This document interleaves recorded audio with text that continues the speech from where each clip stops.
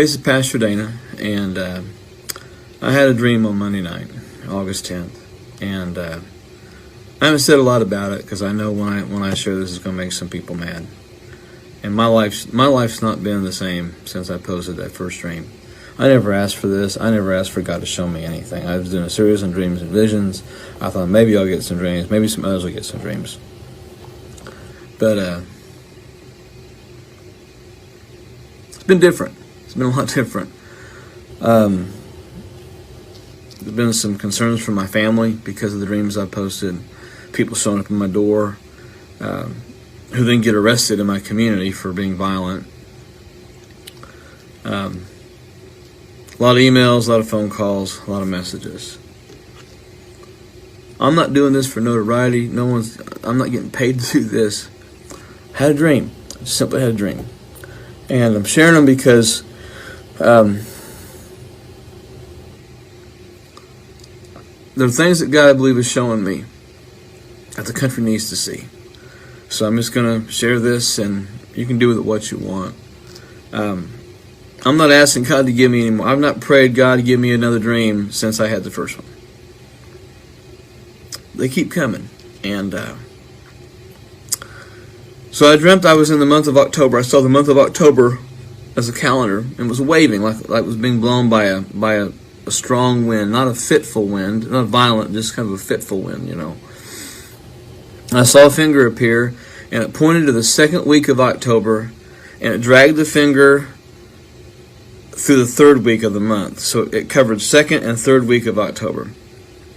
And then it pointed October 31st, and it held the position. It just kind of tapped it and held it. The first thing I saw was a rock. It came flying out of the sky, and it landed in a large pond. And the ripples started off small, but then they became like vicious waves. Like when a wind begins to blow stronger and the ripples start to go further out. I saw federally elected officials, faces I recognize. I saw specific state governors. I saw agency leaders. And I saw just radicals, like the people you'd see in Portland or Seattle or Minneapolis. But they had wicks coming out of their head, almost like a firecracker wick, like a firework wick. And the second week of October is when I saw simultaneously all those wicks coming out of the heads were lit on fire. Federal officials had heads that were the shape of like an old M80. Those folks from the 70s and 80s remember those. The governors had heads shaped like the black cat firecrackers, the 1.5, 2-inch firecrackers. Everybody else had the smaller, like ladyfinger style firecracker fireworks. And these people are talking, and they're starting to get animated. They're yelling, they're screaming. The facial images went from normal and calm to red face, jumping to an absolute out of your mind primal scream. And everybody's head blew up at the same time. These people were still alive, but their heads had blown up. And this resulted in sparks and debris flying all over the area where they were standing, and it started fires around them. And then I saw the protests that were taking place, that were still taking place in October.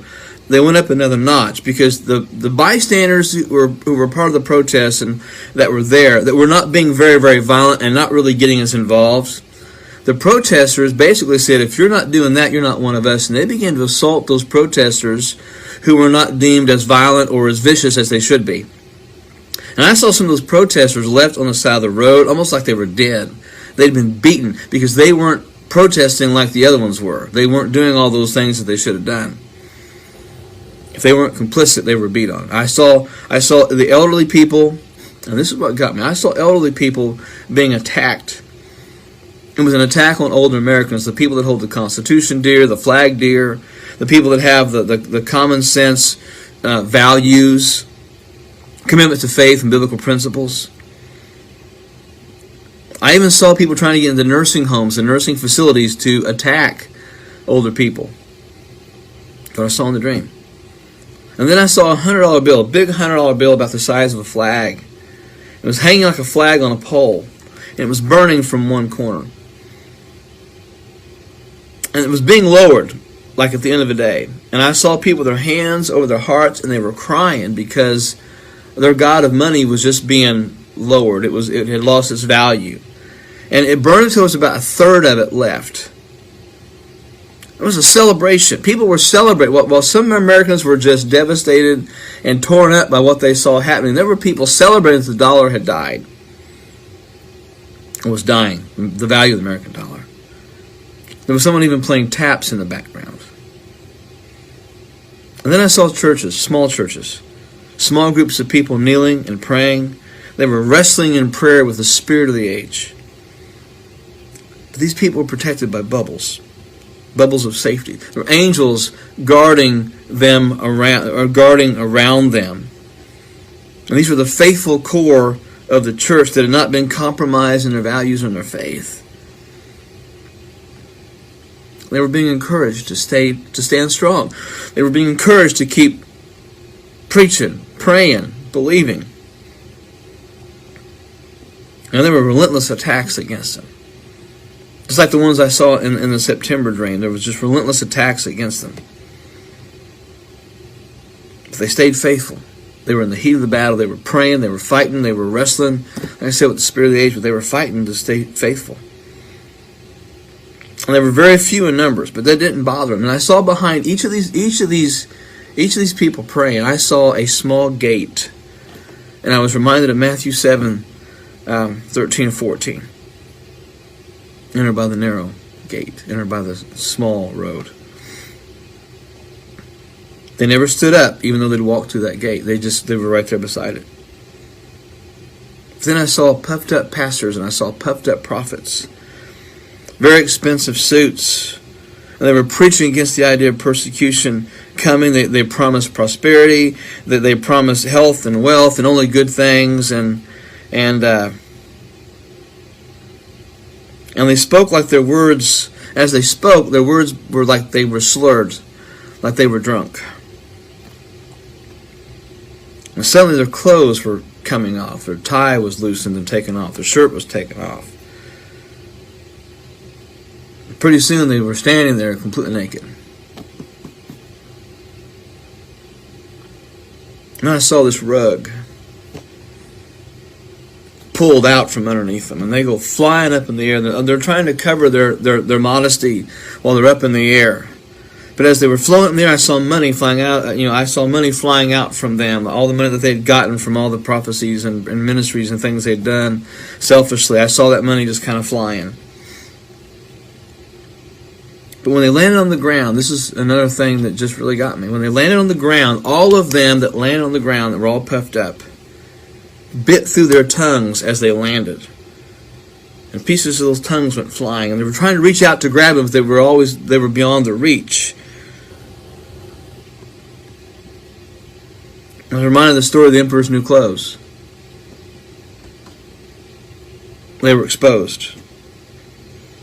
And then the scene went back to those that were praying, and the warfare was still tense, but the present strength was obvious in those that were praying. And then it switched to one last scene. I saw clowns in suits, like circus clowns. And they were pouring buckets of oil and grease on the ground in front of election venues. And the sign said, elections so many days away, weeks away. But these clowns were dancing and acting like clowns. They were juggling. And there were people trying to get to vote, but they were slipping. They were sliding past the doors, and they couldn't get in to vote. And the clowns were actually trying to distract these people from doing what they were supposed to do. And they were doing it in a professional way. They were juggling, but they were doing skits. But the skits were sinister, and they were abusive. And they watched anybody approaching the ballot, not the ballot box, but approaching the venue, the building where they were going to vote. They looked at them with suspicion and angst.